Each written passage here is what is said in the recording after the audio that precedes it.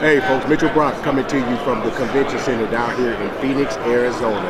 Of course, we are back here at the Super Bowl, and our very, very first guest of this year's Radio Row. Sitting next to me is Miss Erin Ashley Simon, and Erin is the co-owner of XSET. Did I say it correctly? Yes, you did. All right, so tell us what XSET is and exactly what you do. Yeah, absolutely. So XSET is one of the fastest growing gaming organizations in the world. We also are, this is something I'm very proud of. We are one of the only gaming organizations that has over 50% of our investors and owners are people of color. And it's very rare in gaming for that to be the case. I'm part of the C-suite. I'm an owner, and I'm also the chief culture officer at XSET. I'm also one of two black women who are CEO or are executive heads of the gaming organization. So that's something I'm really proud about. And in addition to that, I'm also a broadcaster. So I do a lot of broadcasting work in gaming, but also like sports/gaming broadcasting initiatives. Okay, so when you say gaming, you mean video games? Yes, video games on the sticks, the controllers, PC, You nice? mobile. You nice on the sticks? Oh yeah, oh yeah. 'Cause I'm a gamer too now. Now I'm not a gamer, but I'm a gamer. I play the Madden. Wait, so what was a Madden? Like what? Madden 2K, The Last of Us is my favorite game. So I'm really enjoying the series right now. Yeah, oh, me too. Yeah. I made sure I watched it before I came here. Yeah. Don't tell. I haven't watched the new episode yet, so don't tell me what happened. But, You're gonna like it. Yeah. So you played the game. Yes. Both of them. Yes. Well, the first one I did. The second one, I only did a bit, but I wasn't able to play as much. But I do I like to watch also sometimes people play it. Oh, if YouTube? I can't play it, I'll watch people on YouTube. I love doing gameplay run-throughs, and I'll just watch the whole thing. I try not to do them unless I get stuck. Ah. When I get stuck, I'll go to YouTube and be like, man, how you get past this part? But I Yeah. like to try to figure it out myself. Yeah. So, gaming, give me some of your favorite games. Ooh, man, some of my favorite games. There's this one game. It's a co-op game. Beautiful storytelling, beautiful visuals. It's called It Takes Two. Really love that. Sorry. Oh no, that's a classic too. When I first heard that title, it made me think of that Got too. to. Then of course, I'm competitive. I used to be a college athlete, so I like to play very competitive games, like first-person shooter games, like Call of Duty. I like to play. Sometimes I play sports-based video games, so like Madden, 2K, FIFA. You like shooting people? I like having fun. Okay. It doesn't have to be. Sometimes it's simple games that are like puzzle games, and it's, you're not harming anyone in the game, Oh, but okay. That's no fun. Yeah, That's like my wife. I My know. wife only likes games where she gets to shoot people. Like literally, she just. She It's on Grand a Theft stress Auto? buster. It's a stress buster. Is she running people over in Grand Theft Auto? Oh, she likes Call of Duty, and she likes what's the name of that game? The Bank Heist. I know what you're talking about. Yeah. That's her favorite game. She likes the Bank Heist game. Okay. So, when was XSET founded? It's fairly new, right? Yeah, it's fairly new. Okay. It was founded in 2020. I know. Poor timing. I was gonna say, of all poor years, timing to right? start a gaming organization. But we made it through. And it was founded by three individuals: Greg Selko, Clinton Sparks, and a gentleman named Will Edens. So they actually helped to build another big gaming organization, and also, Clinton Sparks, multi-platinum, Grammy Award-winning DJ, and then Greg Selko and Will. Greg founded Carmelo, and Will also worked with him at Carmelo. So we have the founders are very much people who understand entertainment, understand culture, and intertwining that all with gaming. And then they brought me in, really right when it started. I got brought in. So you can look at it one of two ways. Yes. 2020 may seem like a bad year to start a company, but for gaming, that actually might have been a blessing.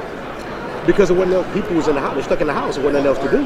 Yeah. Right? So did you guys kind of see a boom during COVID year? Yeah, I think what we saw a culture shift. I think more people in the U.S. started to see that video games are an anti-social. They're actually a social thing. Nowadays, yeah. And people started to realize that. And then also, there's a lot of athletes and artists who couldn't tour, or athletes were limited in terms of like practicing and playing, and so they were all gaming, and so they got more involved, and so we really saw it was honestly a change in public's perception of gaming.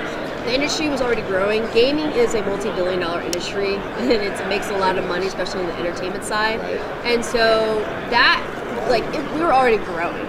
I think it's just got exponentially pushed because there's various different stereotypes or perceptions of gaming that it was starting to get dispelled because people relied on gaming as a means to stay connected with other people. Okay, so tell them where they can find Xset. Yes. You can find Xset at X, the letter X, S-E-T, or you can find it on my socials, Aaron A. Simon. But there's also something else I wanted to bring up too as well. So not only do I do work with them, the reason why I'm here for Super Bowl week is the NFL has an HBCU Madden tournament. I'm part of the broadcast. Tiffany Green's part of the broadcast. Michael Parsons is part of the broadcast.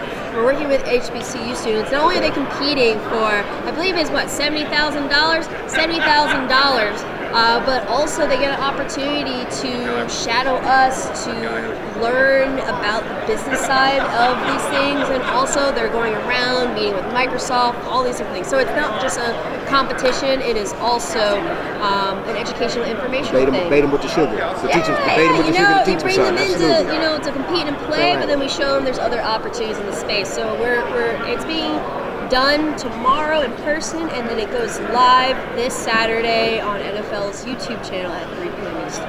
Okay, so I play Madden, but I don't play a lot. Because I'm going to be honest with you. I'm decent. I can play. Yeah. It's cats on there. I can't even get a first down. I know, they're good. It's probably like some 13-year-old kid running the same play over and over that I can't stop. So I'm like, but it's a $70,000 prize? Yes, it includes cash and additional prizes, yeah. And originally, when we first announced it, we put a video out for people to do video submissions to be a part of it because, obviously, getting some cash and prizes is a nice thing, especially when you're a college student, right? But I think also the other thing is they're getting access to professionals in a space that most people don't get access to, and they actually get to learn from us. And also, we also have a little bit of mentoring, as part of my responsibility. It's not just for me to host it, but it's also for me to interact with the students and answer questions, show them things, show them what it is to be a host and broadcaster in the space. So, yeah, it's much more. Okay, so let me ask you this, to go backtrack a little bit to what you said about the company being people of color. Yes. Was that the idea when it was founded? Was that one of the ideas to say, I want to show that? Because a lot of people think that people of color don't really game like that. Yeah. You know what I mean? Yeah. Was that part of it? So that definitely contributed to it. It's weird because Black folks, we are some of the highest percentage of gamers, but we're not presented and shown as much in the gaming space. And gaming has always been a part of our lives. I mean, look at some of the earliest hip hop tracks that included video game references. Biggie was, he had one of the most notorious verses, but everyone else has incorporated gaming to just even other side, assets of sports and music and lifestyle. And so we were always involved in gaming early on. And fun fact, those cartridges for N64 and those other console games? Yeah. Those. So the person who actually invented that is a black engineer. A lot of people don't know. Yeah, a lot of people don't know that. And so we were always part of the community. I think, diversity and inclusion is, it's a big conversation that's happening all across the world, right?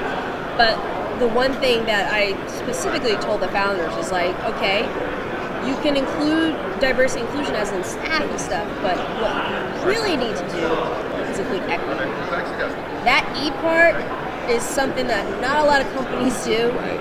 And so I told our founder, I was like, listen, there's two things. I'm not going to be part of this organization if we do not have more than 50% of investors and owners of people of color.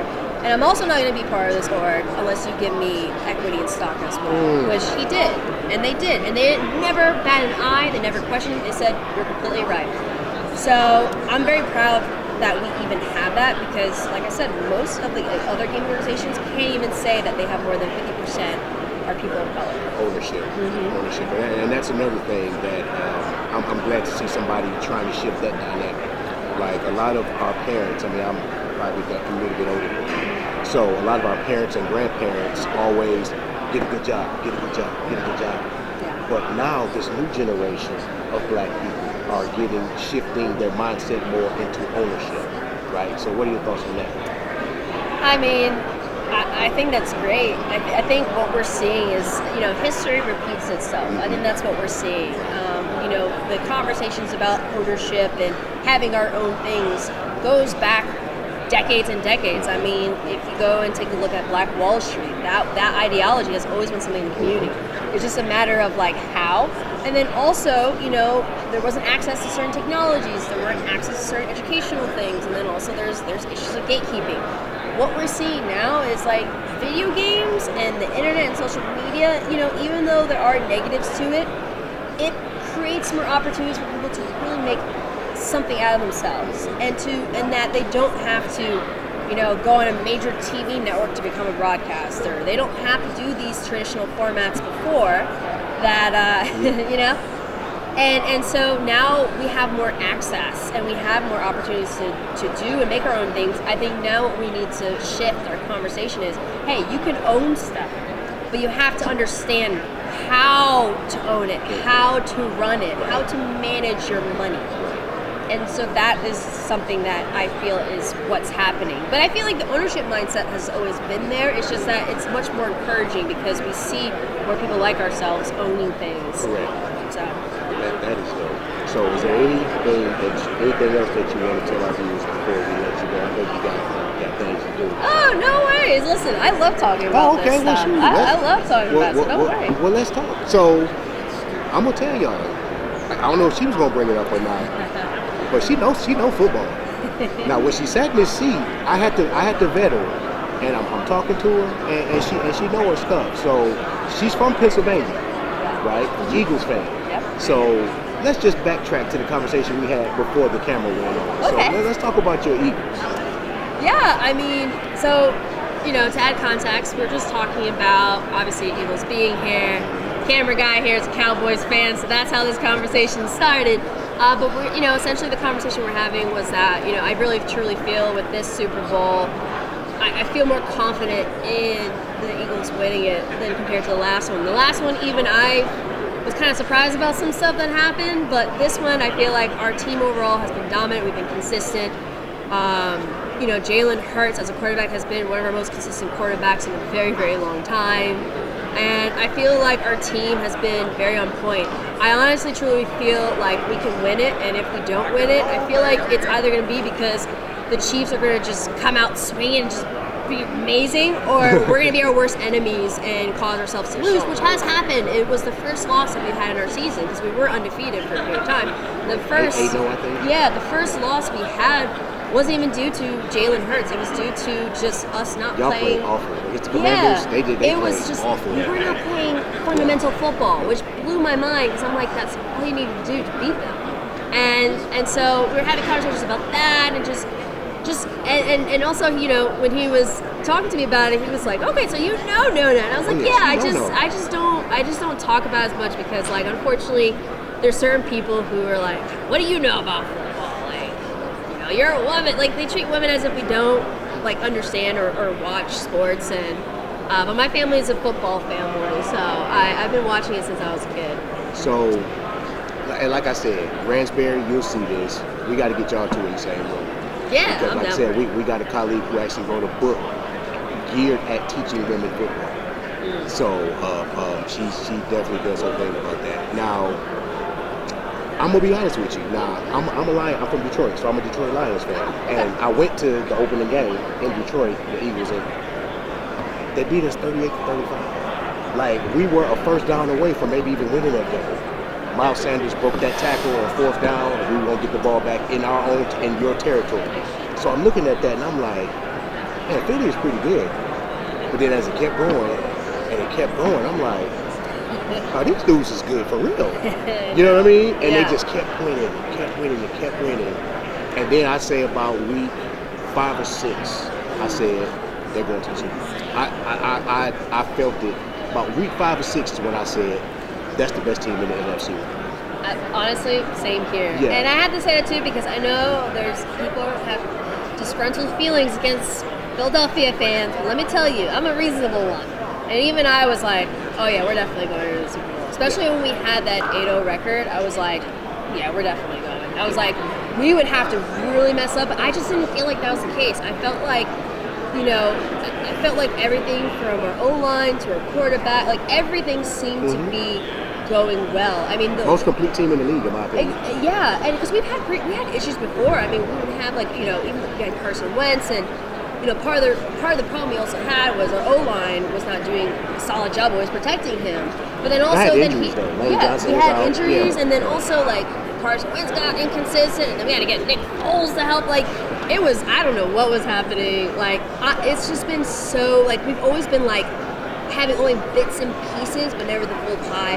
And another thing too, we're a team that are predominantly known for our running game, and then now we actually have a solid passing game in addition to having the capabilities of a running game. So that's where I feel like okay, now it's a more complete team, in my opinion, than we've had previously. So, BTP tradition. Every guest has to give a prediction on the game. Oh yeah. So we know who you think is going to win. Yeah. But I need the score. And who's the?